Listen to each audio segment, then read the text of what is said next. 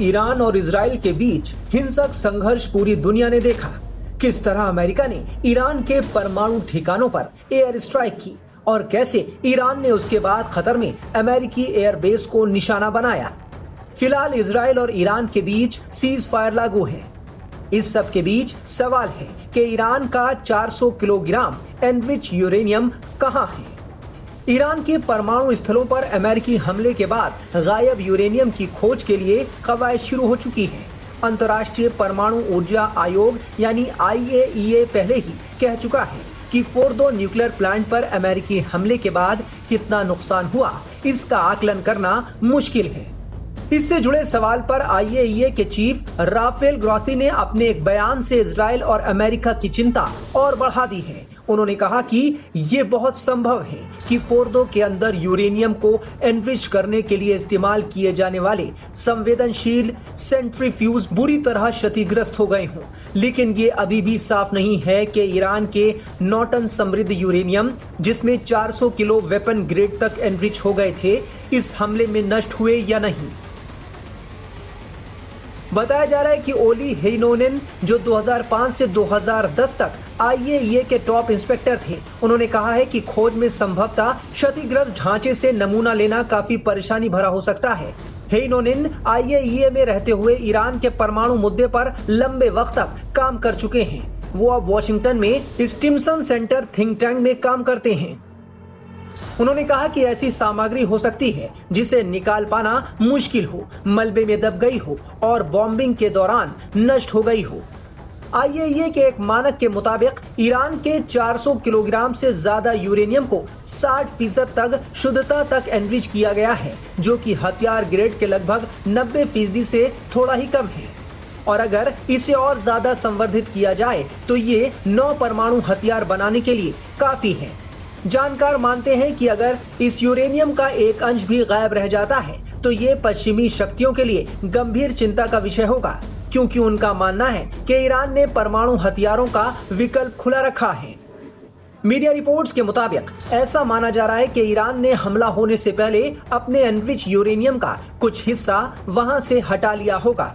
IAEA प्रमुख Grossi ने कहा कि ईरान ने 13 जून को इजराइल के पहले हमले के दिन उन्हें सूचित किया था कि वो अपने परमाणु उपकरणों और सामग्रियों की सुरक्षा के लिए कदम उठा रहा है। ये कदम क्या थे, इसकी विस्तृत जानकारी नहीं मिल पाई है, लेकिन इससे पता चलता है कि इसे हटा दिया गया था। ईरान का दावा है कि उसने IAEA के प्रति अपने सभी दायित्वों को पूरा किया है। गौरतलब है कि हाल के हमले के बाद ईरान न्यूक्लियर एनरिचमेंट को लेकर एक बार फिर से अड़ने लगा है। ईरान अब परमाणु अप्रसार संधि से भी हटना चाह रहा है। वहां की संसद ने IAEA के साथ सहयोग न करने के प्रस्ताव पर सहमति दे दी है।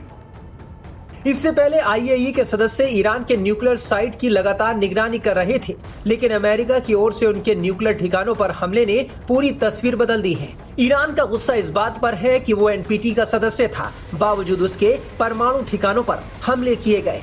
वैसे तो ईरान बार बार इस बात से इनकार करता आया है कि उसके पास परमाणु बम बनाने का कोई सक्रिय कार्यक्रम है।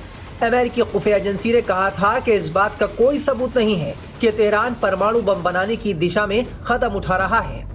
लेकिन जानकार मानते हैं कि अगर ऐसा नहीं है तो फिर ईरान यूरेनियम को 60% तक एनरिच क्यों कर रहा है, जबकि असैन्य मकसदों के लिए यूरेनियम का 5% तक एनरिचमेंट काफी है। IAEA ने कहा है कि ईरान के पास अज्ञात संख्या में एक्स्ट्रा सेंट्रीफ्यूज हैं, लेकिन इसके लोकेशन की जानकारी उसे नहीं है।